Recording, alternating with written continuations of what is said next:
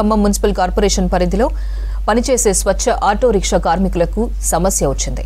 కార్మికుల సమస్య పరిష్కరించమని స్వయంగా మంత్రి తుమ్మల నాగేశ్వరరావు హుకుం జారీ చేసినా బేఖాతరు చేస్తున్నారు కార్పొరేషన్ అధికారులు.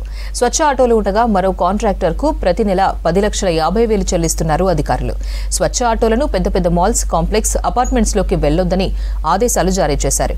దీంతో తమ పుట్ట కొడుతున్నారంటూ మున్సిపల్ అధికారుల తీరుపై ఆటో కార్మిక కుటుంబాలు ఆవేదన వ్యక్తం చేస్తున్నారు. కార్పొరేషన్ నుంచి ఖదీర్ మరిన్ని డీటెయిల్స్ అందిస్తారు.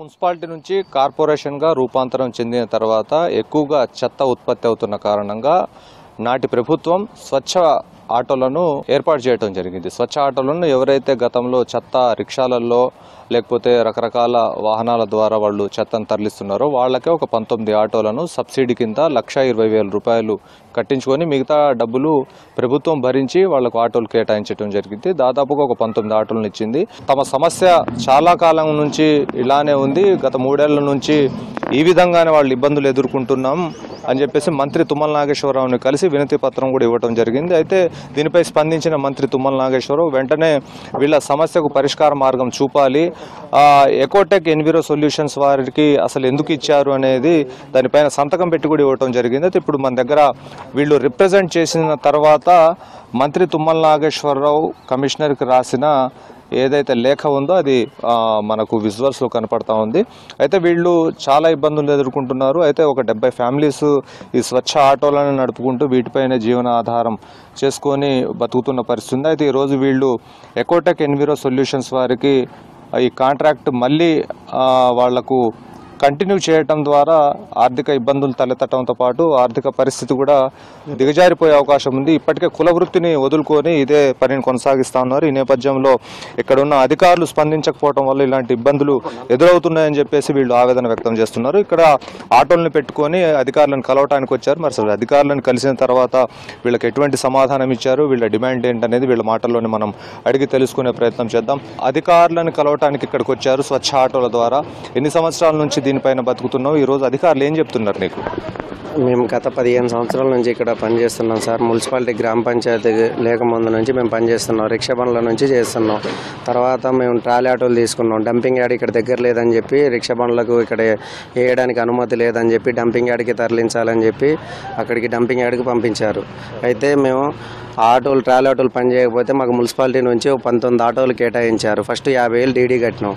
ఫస్ట్ 50,000 డీడీ కట్టిన తర్వాత ఇంకా ఎక్స్ట్రా 25,000 కట్టమన్నారు. సరే నెలకు 2,000 చొప్పున కడతాం అని చెప్పి ఒప్పుకున్నాం.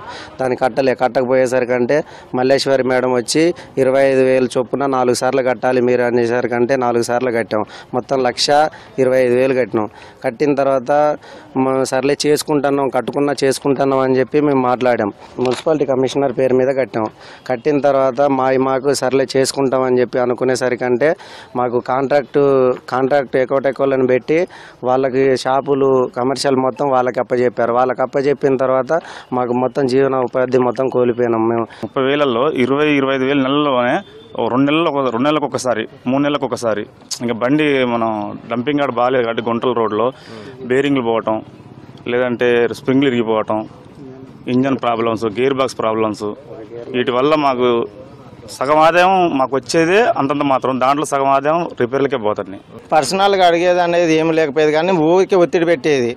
డబ్బులు కట్టాలి, కట్టకపోతే ఆఫీసులో పెడతామని చెప్పి అనేది, తాళాలు లాక్కుంటాం అని చెప్పేది. మీరు మంత్రి తుమ్మల నాగేశ్వరరావు గారిని కలిశారు కదా, తుమ్మల నాగేశ్వరరావు గారు ఏం చెప్పారు? ఇక్కడికి వచ్చిన తర్వాత తుమ్మల గారు చెప్పిన తర్వాత అధికారులు ఏం చెప్పారు? మళ్ళీ మీరు మంత్రిని కలిశారు? మేము మంత్రి గారిని కలిసినప్పుడు మీకు ఎలాంటి ఇబ్బంది లేకుండా ఈ ఎకోటెక్ ఎన్విరో సొల్యూషన్ అనే కాంట్రాక్ట్ని తీసేపించి మీ జీవనోపాధిని ఈ 50 కుటుంబాలని నిలబెట్టి మీ జీవనం మీకు సాగిస్తామని చెప్పారు మంత్రి గారు. మంత్రి గారికి మేము లెటర్ ప్యాకెట్ ఇస్తే ఆ రోజు సంతకం పెట్టి ఆఫీసులో సంతకం పెట్టి మున్సిపల్ ఆఫీసులోకి వెళ్ళి ఇవ్వండి అని చెప్పారు. ఈ మున్సిపల్ ఆఫీస్కి తీసుకొచ్చి 1 ఇయర్ అవుతుంది ఇప్పుడు, కానీ ఇంతవరకు దీని మీద స్పందించిన వాళ్ళు లేరు. అసిస్టెంట్ కమిషనర్ చాలాసార్లు కలిసాం, కమిషనర్ కూడా కలిసాములే, కానీ ఏమన్నా కానీ సరే చూద్దాం అంటున్నారు. కానీ ముఖ్య కారణం Malleswari madam, assistant commissioner Malleswari madam ఇది కావాలని చేపించారు. ఎందుకంటే మా జీవనోపాధి మీద దెబ్బ కొట్టారు.